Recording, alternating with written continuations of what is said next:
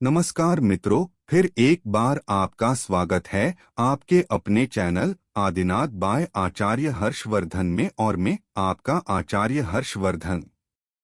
तो प्रथम पूज्य गणपति का स्मरण करते हुए आरंभ करते हैं आज की वीडियो का। आज आपको जानकारी देंगे कि अगर आप अपने ग्रहों को सही करने या ग्रहों से लाभ या कृपा पाने के लिए महंगे राशि रत्न नहीं पहन सकते तो आप क्या करें। वो कौन सी वस्तु है जो आपको महंगे राशि रत्न के बराबर ही नहीं उससे ज्यादा शुभ फल प्रदान करेगी। आज आप जानेंगे पूरी विधि, आवश्यक मंत्र व दिशा आदि का ज्ञान।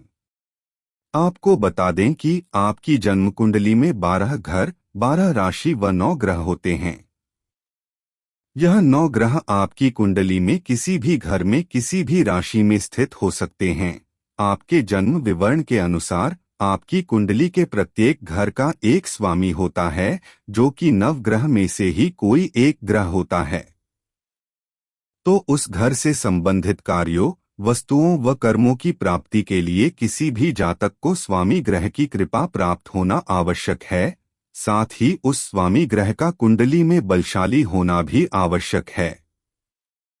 यदि वह संबंधित ग्रह बली नहीं है तो वह आपको अपने अधिकार के फल प्रदान करने में समर्थ नहीं होता है, जिससे आप उस ग्रह व उस घर से संबंधित फलों को प्राप्त नहीं कर सकते, साथ ही उससे संबंधित कार्यों में भी सफलता प्राप्त नहीं कर सकते हैं। तो आपको उस ग्रह को बल प्रदान करने के लिए उपाय करना होता है, जिसमें से एक उपाय है उस ग्रह का रत्न धारण करना। परंतु रत्न बहुत ही महंगे आते हैं, साथ ही रत्नों का कभी कभी दुष्प्रभाव भी होता है।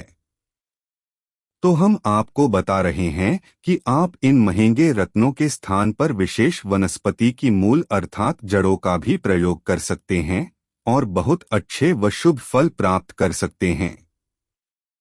अब आप जानें कि किस ग्रह के लिए किस रत्न के स्थान पर कौन सी वनस्पति की जड़ का प्रयोग करना है, किस प्रकार, किस दिन व किस मंत्र के साथ करना है।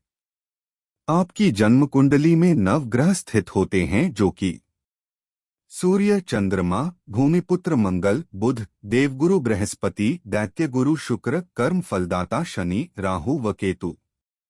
इन सब के लिए रत्न निर्धारित हैं, जैसे सूर्य के लिए माणिक्य, चंद्र के लिए मोती, मंगल के लिए मूंगा, बुध के लिए पन्ना, गुरु के लिए पुखराज, शुक्र के लिए हीरा, शनि के लिए नीलम, राहु के लिए गोमेद, केतु के लिए लहसुनिया। वनस्पतियों को प्रयोग किस प्रकार करना है, यह जानकारी आपको वीडियो में आगे दे दी जाएगी। अब आप सबसे पहले जानें कि किस रत्न के स्थान पर प्रयोग होने वाली वनस्पति कौन सी है। सबसे पहले बात करते हैं सूर्य को बलशाली बनाने के लिए माणिक्य के स्थान पर आप बेल के पेड़ की मूल अर्थात जड़ का प्रयोग कर सकते हैं। जान लीजिए कि बेल वही वृक्ष है जिसके पत्तों को शिवलिंग पर अर्पित किया जाता है, वह बेलपत्र कहा जाता है। इस जड़ को आपको रविवार के दिन प्रातः काल लाल कपड़े में बांधकर धारण कर सकते हैं। चंद्रमा ग्रह को बल प्रदान करने के लिए मोती रत्न धारण किया जाता है। इसके स्थान पर आप खिरनी की जड़ को प्रयोग कर सकते हैं। इस जड़ को आपको सोमवार के दिन प्रातः काल सफेद कपड़े में बांधकर धारण कर सकते हैं। मंगल ग्रह को बल प्रदान करने के लिए मूंगा रत्न धारण किया जाता है। इसके स्थान पर आप अनंतमूल की जड़ या खेर की जड़ को प्रयोग कर सकते हैं। इस जड़ को आपको मंगलवार के दिन प्रातः काल लाल कपड़े में बांधकर धारण कर सकते हैं। बुध ग्रह को बल प्रदान करने के लिए पन्ना रत्न धारण किया जाता है। इसके स्थान पर आप विधारा अर्थात विदारी की जड़ को प्रयोग कर सकते हैं। इस जड़ को आपको बुधवार के दिन प्रातः काल हरे कपड़े में बांधकर धारण कर सकते हैं। वीडियो देखते हुए आपने यदि अभी तक यह चैनल सब्सक्राइब नहीं किया है तो अभी कर लें। वीडियो पसंद आ रही है तो वीडियो को लाइक करें, साथ ही कमेंट में हर हर महादेव लिखकर अपने प्रतिक्रिया अवश्य दें। अब बात करते हैं देव गुरु बृहस्पति के बारे में। गुरु बृहस्पति ग्रह को बल प्रदान करने के लिए पुखराज रत्न धारण किया जाता है। इसके स्थान पर आप केले की जड़ को प्रयोग कर सकते हैं। इस जड़ को आपको गुरुवार के दिन प्रातः काल पीले कपड़े में बांधकर धारण कर सकते हैं। शुक्र ग्रह को बल प्रदान करने के लिए हीरा रत्न धारण किया जाता है। इसके स्थान पर आप गुलर की जड़ को प्रयोग कर सकते हैं। इस जड़ को आपको शुक्रवार के दिन प्रातः काल सफेद कपड़े में बांधकर धारण कर सकते हैं। शनि ग्रह को बल प्रदान करने के लिए नीलम रत्न धारण किया जाता है। इसके स्थान पर आप शमी की जड़ को प्रयोग कर सकते हैं। इस जड़ को आपको शनिवार के दिन संध्या काल में नीले कपड़े में बांधकर धारण कर सकते हैं। राहु ग्रह को बल प्रदान करने के लिए गोमेद रत्न धारण किया जाता है।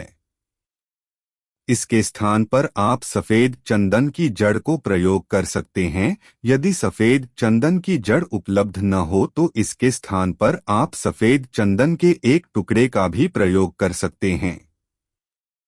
इस जड़ को आपको शनिवार के दिन संध्या काल में नीले कपड़े में बांधकर धारण कर सकते हैं। केतु ग्रह को बल प्रदान करने के लिए लहसुनिया रत्न धारण किया जाता है। इसके स्थान पर आप अश्वगंधा की जड़ को प्रयोग कर सकते हैं। इस जड़ को आपको शनिवार या गुरुवार के दिन संध्या काल में नीले कपड़े में बांधकर धारण कर सकते हैं। अब आपको बताते हैं जड़ लाने व इसे धारण करने की विधि। जब भी आपको किसी भी वनस्पति की जड़ धारण करने की आवश्यकता हो तो आप इसे जिस दिन धारण करेंगे उससे एक दिन पहले आप जहां भी वृक्ष है वहां जाकर इसको निमंत्रण देकर आएं। उसके पश्चात रविवार के दिन प्रणाम कर आज्ञा लेकर थोड़ी जड़ अपने साथ लेकर आएं। उसके बाद शुभ समय पर घर के मंदिर में या किसी नवग्रह मंदिर में जाकर जिस ग्रह के लिए जड़ धारण करनी है उस ग्रह के देवता के सामने पहुंचकर जड़ को गंगाजल से स्नान करवाए, धूप दीप दिखाए व संबंधित ग्रह के मंत्र का कम से कम एक माला अर्थात 108 बार जाप करें। उसके बाद पहले बताए गए रंग के कपड़े में जड़ को बंधकर दोबारा धूप दीप दिखाकर अपने लिए शुभ फल प्राप्ति की कामना करते हुए इसको अपने गले या दाएं बाजू में धारण करें। अब आप जाने नवग्रह मंत्र। सूर्य मंत्र हरा हरि हरौ स सूर्याय नम। चंद्र मंत्र ओम श्रा श्री श्रौ स सोमाय नमः। मंगल मंत्र ओम क्रा क्री क्रौ स भौमाय नम। बुध मंत्र ओम ब्रा ब्री ब्रौ स बुधाय नमः। गुरु मंत्र ग्रा ग्री ग्रौ स गुरुवे नमः। शुक्र मंत्र ओम द्रा द्री द्रौम स शुक्राय नमः। शनि मंत्र ओम प्रा प्री प्रोम सह शनय नमः। राहु मंत्र भ्रा भ्री भ्रौ सह राहवे नमः। केतु मंत्र स्रा श्री स्रौ सह केतवे नमः। जय गणपति गणेश। हर हर महादेव।